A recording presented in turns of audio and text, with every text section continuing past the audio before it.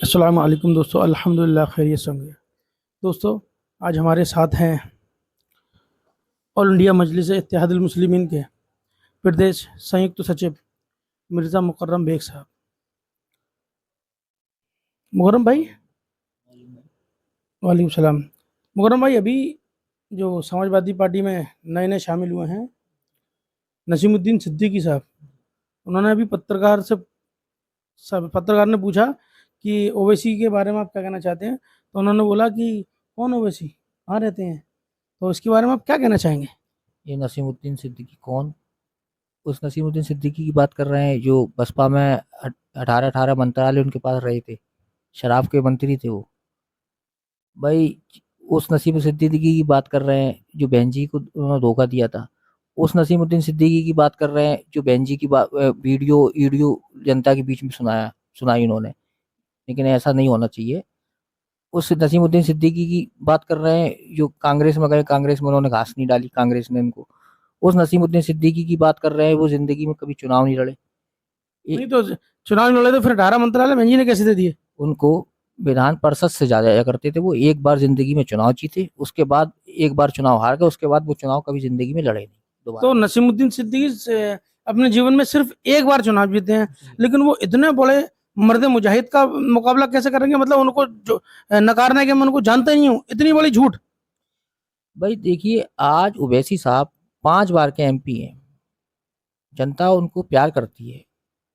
हिंदुस्तान के कोने कोने के अंदर ओवैसी साहब को लोग जानते हैं। हिंदुस्तानी नहीं, पूरे विश्व में के अंदर पूरे विश्व ओवैसी साहब ऐसे नेता हैं मुस्लिमों के कि में पूरी दुनिया जानती मैं है। बिल्कुल वही कह रहा हूँ। मैं कह रहा हूँ, इस लोकसभा की बात कर रहा हूँ, पार्लियामेंट के अंदर अगर पार्लियामेंट में कोई गूंजती है आवाज, तो ओवैसी साहब की सबसे ज्यादा गूंजती है। जी जी।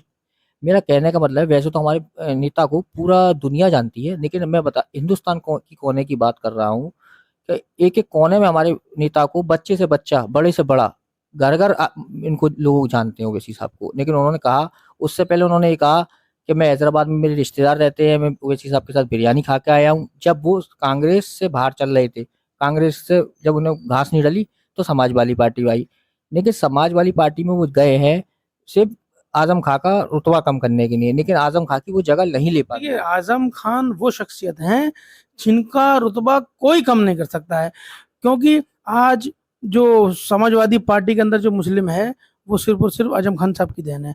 और चार चार बार समाजवादी पार्टी के पूर्व मुख्यमंत्री स्वर्गीय मुलायम सिंह यादव जी को 4 बार 3 बार मुख्यमंत्री बनाया और एक बार अखिलेश यादव को मुख्यमंत्री बनाया।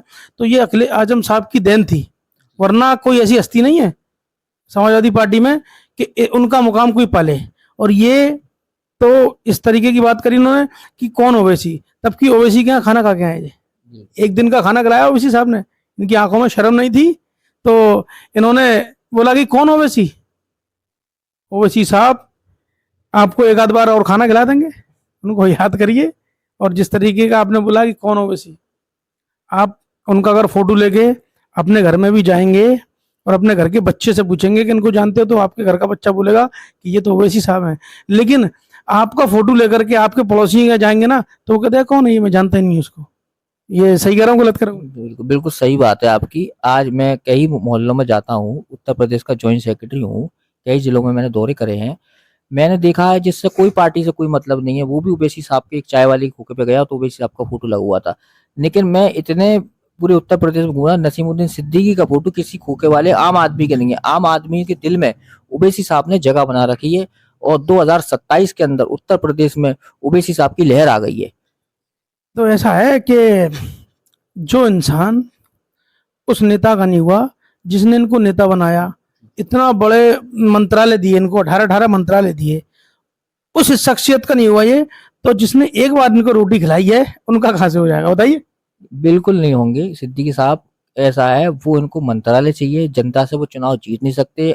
अपना लोकसभा ने कांग्रेस ने उन्हें टिकट दिया था, वो चुनाव हार गए। 30,000 वोटों से ज्यादा वो ला नहीं पाए, तीसरे नंबर के प्रत्याशी रहे थे। उनकी हैसियत उन्हें मालूम है।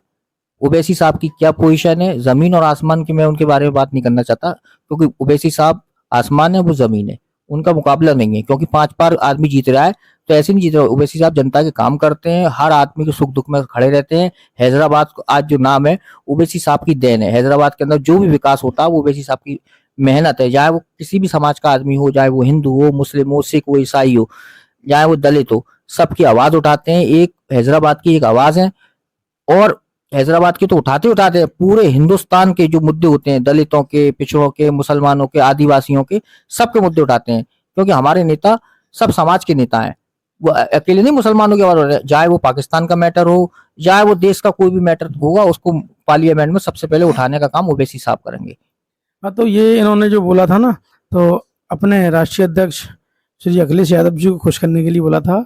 और मैं ये कहना चाहूँगा, नसीमुद्दीन सिद्दीकी साहब, आपको ओवैसी साहब ने एक टाइम की रोटी खिलाई है। आपने जो बोला है, आप इस पर माफ़ी मांगें।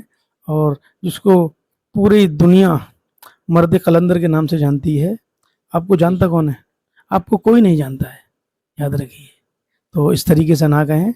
वो आने वाले कुछ समय में पूरे हिंदुस्तान में मुस्लिम, दलित, पिछड़ा और आदिवासियों के नेता होंगे। और ये नहीं है, आने वाले समय में जो अभी अभी है, लेकिन और दिलों पे राज करेंगे वो। क्योंकि जो काम करते हैं ना, जो पार्लियामेंट में दहाड़ते हैं, उनके ऐसा कोई नहीं दहाड़ता है। कहना चाहूंगा, वो पार्लियामेंट में एक एक मुद्दे उठाते हैं, क्योंकि वो एक आवाज है, मुसलमानों की, दलितों की, पिछड़ों की, आदिवासियों की एक आवाज है। उनके पास उन्हें डर नहीं लगता, बिना खौफ के बोलते हैं, और बिना डर के बोलते हैं, सिर्फ अल्लाह को हाजिर नाजिर मान के बोलते हैं, और सिर्फ अल्लाह को से ही डरते हैं। वो माई के लाल किसी से नहीं डरते, ना सरकारों से, ना विपक्ष वालों से। जो उनको है, या वो 3 तलाक का मुद्दा हो, या कोई भी और मुद्दा हो, ऐसे तो बहुत मुद्दे हैं, अगर मैं रात भर आपको बैठ के बताता रहूंगा। और लोग ये जो है, जो इनके समाजवादी पार्टी हुई, और भी लोग हैं, कांग्रेस के लोग हैं, ये लोग जो उनके दफ्तरों में झाड़ू जो लगाते हैं, तो वो ओवैसी साहब को बी टीम बोलते हैं। तो इनको क्या जवाब देना चाहेंगे, मैं ऐसा बताऊं, ओवैसी साहब जो झाड़ूबाज नेता है?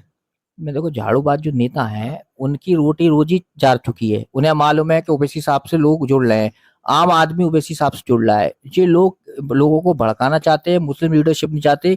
ये समाज के उन लोगों में से है कि हमें 5,000 रुपए दे दो, हमारे समाज को गड्ढे में डाल दो। हाँ, बिल्कुल बिल्कुल। हकीकत कह रहा हूँ, जो आज आप अपने मोहल्लों की जो हालत देख रहे हो, विकास नहीं हो रहा है, सिर्फ इन्हीं की देन है कि 5,000 रुपए दे दो, हमें वोट के करने के, हमारा समाज कूड़े में हो जाए। ये लोग जब 111 विधायक हैं, हम ये कहते हैं, आजम खान ने बेचारे ने जिंदगी में यूनिवर्सिटी बनाई। आज अखिलेश यादव ने आजम खान का रुतबा डाउन करने के लिए नसीमुद्दीन सिद्दीकी का, जो आदमी अखिलेश यादव आजम खां का नहीं हुआ, जिसने बेचारी ने पार्टी बनाई, बिल्कुल बिल्कुल। कंधे के कंधे लगाकर संग चले, जब वो उनका नहीं हुआ, तो तुम्हारा कहां से हो जाएगा? और तुम किसके कब हो जाओगे? तुम कभी कांग्रेस के हो जाते हो, कभी बेंजी के हो जाते हो, और हो सकता है आगे आके पता नहीं, अगर आपको टिकट नहीं मिला राज्यसभा का, और आपका बेटा पार्लियामेंट में नहीं पहुंचा, या आप नहीं पहुंचे, हो सकता है आप कोई और दल में पहुंच जाओ। हाँ, तो ये सिर्फ और सिर्फ अखिलेश यादव मुस्लिमों का इस्तेमाल करते हैं। और अभी देखा, बिहार के वो थे मौलाना, उनको बरेली जंक्शन पर मार दिया गया। कौन आवाज उठा रहा है इसकी? ऑल इंडिया मजलिस इत्तेहादुल मुस्लिमीन। बिल्कुल बिल्कुल। हाँ। हमारे और अभी भोपाल में भी देखा था हमने। देखिए, हमारे हाँ। महासचिव साहब ने, नदीम भाई ने, वो मैटर को एसएसपी के गए, पीड़ित को फैमिली से मिले, ओवैसी साहब ने फोन करा, उस मामले को खुद ओवैसी साहब ने टैग करा, नदीम भाई ने टैग करा। और हमारी जो मुस्लिमों की आवाज है, ओवैसी साहब हर मैटर में उठाते हैं, क्या वो डरते नहीं है, डर के उठाते हैं। और कोई आदमी डर डर के उठाता है, क्या करे, मैं बेखौफ बेबाकी से वो आवाज उठाते हैं। ऑल इंडिया मजलिस इत्तेहादुल मुस्लिमीन की जितने भी कार्यकर्ता है, पदाधिकारी हैं, सारे के सारे बेखौफ होकर के आवाज उठाते हैं। और मैं बहुत बहुत शुक्रिया आपका हमारे चैनल पे आने के लिए। और मैं नसीमुद्दीन सिद्दीकी साहब से फिर कहूँगा कि आप इस तरीके की बातें ना किया करें। आप कोई इतने बड़े नेता नहीं हैं, एक बार धोखे से जीत गए थे आप। ओवैसी साहब का मुकाबला कभी जीवन में नहीं कर सकते आप।